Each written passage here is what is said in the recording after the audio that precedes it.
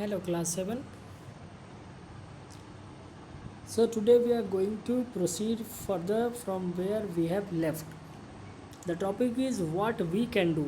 हम क्या कर सकते हैं किसके लिए? डिस्पोजल ऑफ वेस्ट वाटर के लिए. ठीक है, देखिए, we can do our bit to reduce the load of pollutants in wastewater and the pressure on wastewater treatment plants. हम लोगों के हाथ में जितना है पॉल्यूटेंट्स को रिमूव करना वेस्ट वाटर के अंदर से, डंपिंग से पहले, ड्रेनिंग से पहले, तो ये क्या क्या कर सकते हैं, 3-4 पॉइंट्स हैं, जल्दी जल्दी से उसको देख लेते हैं. फिर उसके बाद आज ये चैप्टर लगभग ख़त्म होने वाला है. उसमें do not throw solid waste into kitchen और बाथरूम ड्रेन और flush them down they choke drains. कहता है कोई भी सॉलिड मटेरियल हो, प्लास्टिक का या किसी भी तरह का, तो उसको आप ना किचन या बाथरूम के जो नाले हैं, ड्रेन्स हैं, या फ्लश जो बाथरूम का होता है उसमें नहीं डालना चाहिए, क्योंकि ये नाले को चोक कर सकता है. और नाले को चोक करने पर क्या होगा, नाला बंद हो जाएगा, फिर बड़ी परेशानी होगी, पानी लॉक कर जाएगा. Chemicals like paints, grease, insecticides and medicines kill the microorganism that help to decompose waste, so do not wash them down the drain. कहता है इस तरह के केमिकल जो कि पेंट्स हैं, ग्रीस हैं, इंसेक्टिसाइड्स हैं, मेडिसिन्स हैं, ये माइक्रो ऑर्गेनिज्म को किल कर देते हैं. अब जब माइक्रो ऑर्गेनिज्म ही मर जाएगा, आपको कि सर माइक्रो ऑर्गेनिज्म मर रहा है तो अच्छी बात है, लेकिन नहीं. देखिए क्या होता है कि ड्रेन्स के अंदर, नाले के अंदर जो वेस्ट वाटर जाता है, तो उसके अंदर जो हार्मफुल सब्सटेंसेस हैं उनको हमारा यही माइक्रो ऑर्गेनिज्म डिकम्पोज करने में मदद करता है. अब जब ये माइक्रो ऑर्गेनिज्म मर जाएगा ऑलरेडी केमिकल से ही, तो फिर उस नाले के अंदर जो कुछ भी है उसको डिकम्पोज कौन करेगा, है ना. तो इस तरह से वो क्या होता है, हमारे लिए वो हार्मफुल है, फिर वो क्लीनलीनेस नहीं हो सकता है. ठीक है, तो इसलिए केमिकल वगैरह को, पेंट है, ग्रीस है, इन सब चीज़ों को हमको नाले में नहीं फेंकना चाहिए. ठीक है. Do not throw non biodegradable things like plastic into drains. अब जो चीज़ें गलने सड़ने वाली चीज़ें नहीं हैं उनको हमको नाले में नहीं फेंकना चाहिए. क्यों? क्योंकि ये नॉन बायोडिग्रेडेबल है, ये गलेंगे नहीं, सड़ेंगे नहीं, ये डिकम्पोज ऑफ नहीं होंगे, ये वैसे ही रह जाएंगे, तो ज़्यादा चांसेस होते हैं कि हमारा ड्रेन चुक कर जाए. ठीक है. उसके बाद है eat even fats and oil use for cooking can clog drains. कहता है कि कई बार जो फैट्स या तेल जो हम लोग खाने के लिए यूज़ करते हैं वो भी ड्रेन्स को चोक कर सकते हैं, क्लॉग कर सकते हैं. क्लॉग का मतलब वही होता है फंस जाना, रोक देना. सो do not wash them in of into kitchen drains. तो कई बार कहा जाता है कि तेल को या फैट्स जैसे चर्बीदार चीज़ जो होते हैं इनको किचन के नाले में नहीं धोना चाहिए. ठीक है. Then we have other waste disposal system. You must be aware of the fact that people in villages and in urban slum आप जानते हैं क्या होता है? ये ऐसा एरिया होता है सिटी का या टाउन का जो inhabited by very poor people and a house और a building unfit to be lived in. जो स्लम एरिया कहते हैं, जो झुग्गी झोपड़ी टाइप से होता है, उनको हम लोग कहते हैं slum. Defecate in the open. Defecate कहते हैं discharge their waste matter down the boil. वो मतलब जो बाथरूम करते हैं ना वो खुले में जा कर के. इसी के लिए अपने यहाँ बिहार में ये पूरा ODF का पूरा प्लान चला था, पूरा कैंपेन चला था. ODF, out defecation free area. ठीक है, ODF area.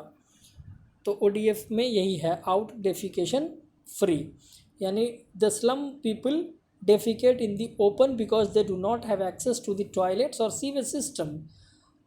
The pollution of water bodies by the washing of the waste by the rain is a major cause for the spread of waterborne disease during the rainy season. तो कहता है slum area में जो लोग होते हैं उनके पास चूँकि टॉयलेट्स या सीवेज सिस्टम तक एक्सेस नहीं होता है, ये ओपन में डेफिकेट करते हैं. And the pollution of water bodies by washing off this kind of waste by rain is a major cause of a spread of waterborne disease during the rainy season.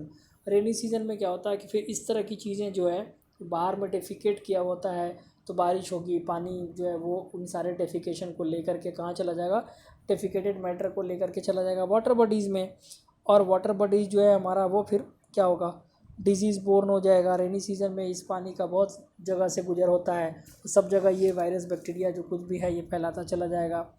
Now see many NGOs are working together,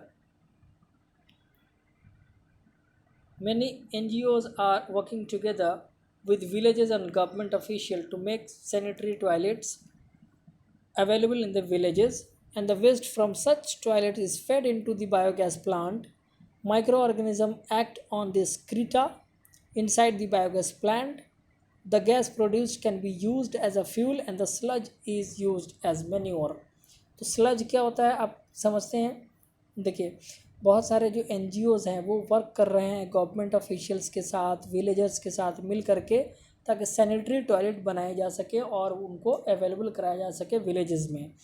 waste from such toilets are fed into biogas plant, और इस तरह के जो toilets बनाए जा रहे हैं इनका जो आउटलेट है जहाँ ये निकलता है, तो ये सारी चीज़ें कहाँ फेड हो रही हैं? फेड कहते हैं उसको इंटर करा देना।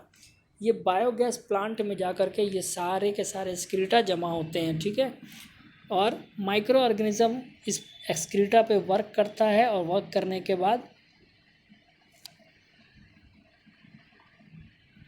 गैस प्रोड्यूस होता है जो कि एज अ फ्यूल यूज़ किया जाता है।